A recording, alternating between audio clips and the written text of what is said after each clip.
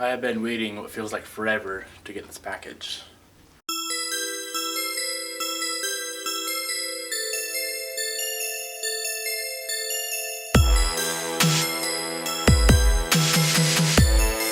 .2-inch screen for the Evo.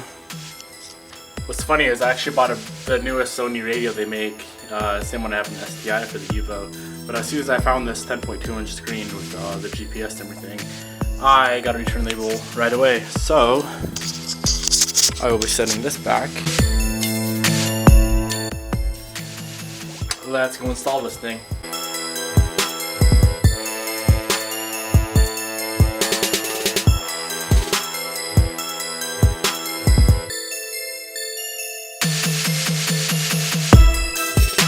First thing you gotta do is take out the old radio. Open the glove box, and there's this little piece of trim here. Just pull that trim back.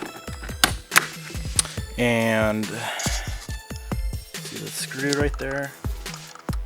Take that screw out. This whole trim will pop off.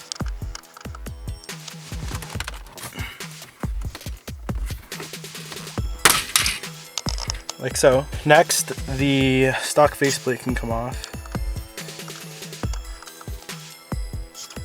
Just pull on it a little bit, and it'll pop out of the dash.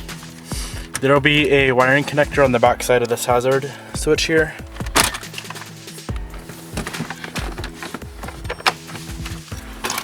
Right here. So disconnect that. Now that you have that off, there's 4 screws holding the stock radio in.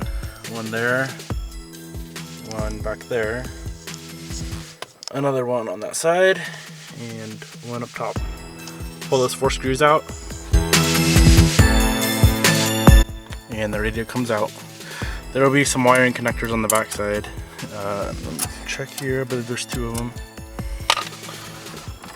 2 wiring connectors and the antenna you gotta pull off to get the radio out. As far as wiring goes, these 2 go to the stock wiring connectors in the car. This one plugs in to the radio. These are the RCA inputs, which just connect here. I believe these 2 are video, or for their audio video in, and then cam in. But I'm not going to be using any cameras or anything, so I don't need any of that. This here is for if you're going to use an aftermarket amp for the speakers. You'll need that, and plug that in there. I'm using all the stock stuff, so I don't need that. Here is a input for USBs, 2 USBs. So that'll plug in.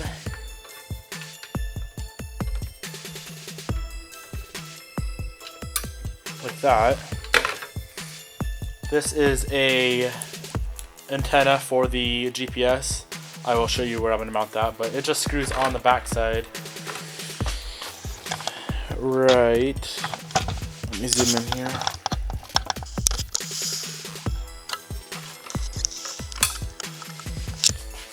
So there's this little threaded prong on the back side. It'll say GPS under it. This just screws on right there, but I will be doing that later. And last thing is the antenna, or the microphone that you'll need if you want to call it or anything. They give you an extra USB.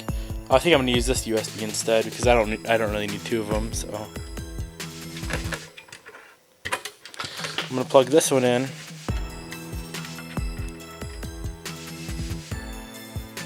Just like that. You're gonna need to pull the hazard switch off the factory faceplate, and also these air vents you're gonna need to pull off to put on the new one. So let's pull this.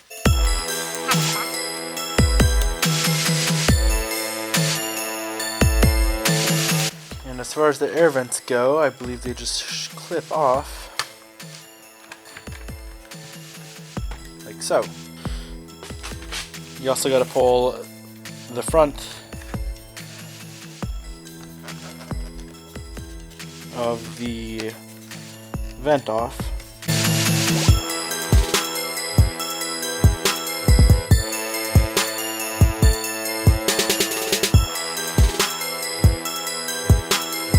Which I will need a screwdriver for.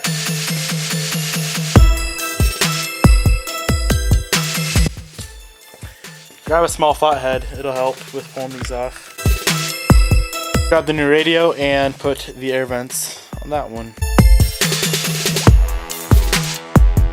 It doesn't look like they're fitting too well. This tab right here on the inside of the vent is hitting, so I'm going to trim that with some scissors.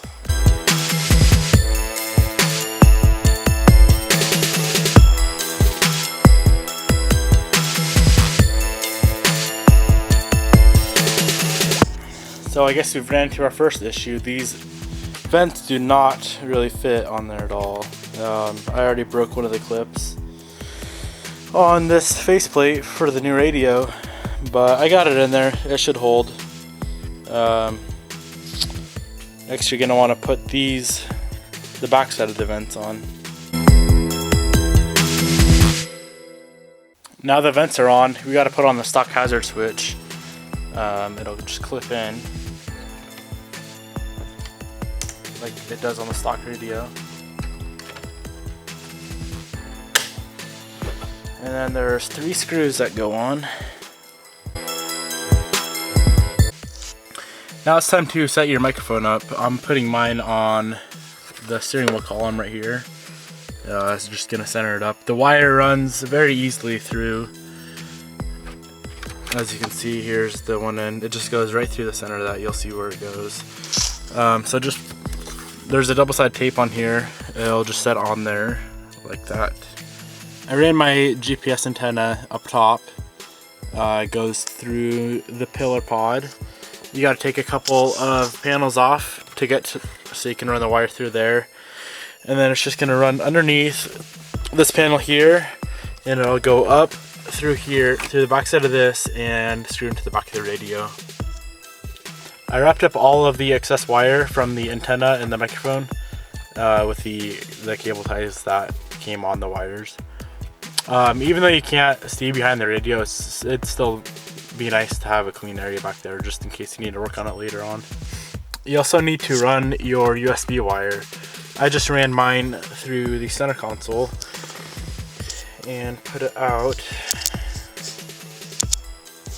I don't know if you can see that, but it came out through the side paneling here, and it's just sitting down by the seat. So as soon as you got all your wires run, your harness plugged in to your car, the ground cable connected, I connected it right there where the stock radio screws on. And the few wires on the back side of the radio, you can go ahead and put the radio inside.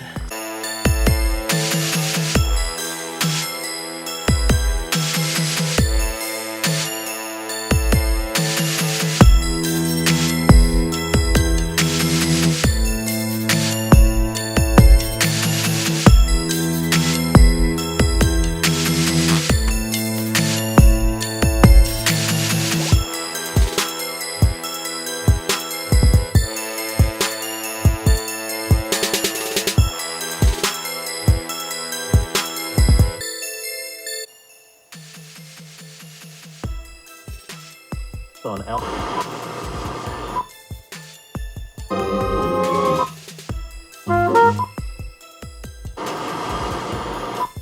If you're not the one for me, why do I hate?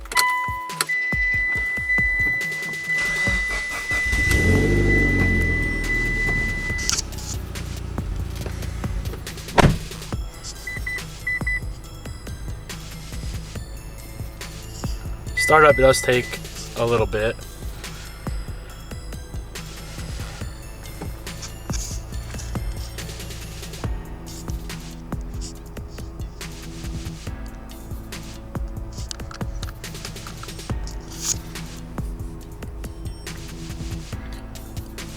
So on the home screen there's everything: navigation, radio, Bluetooth, You can play music through Bluetooth. Sounds a lot better than the factory radio does.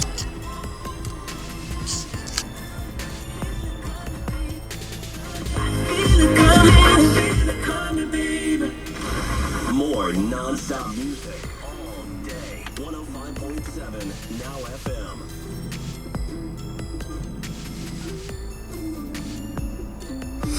I have the torque app on here, which shows all the bunch of gauges, boost.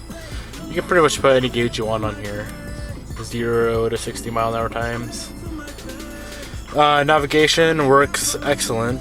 I retried it out. It works great. Overall, I'd probably give this radio like a 9 out of 10. The only problems I can see with it so far is the vents didn't really go into place, but as soon as you get the radio installed, it holds everything together, so it'll be fine.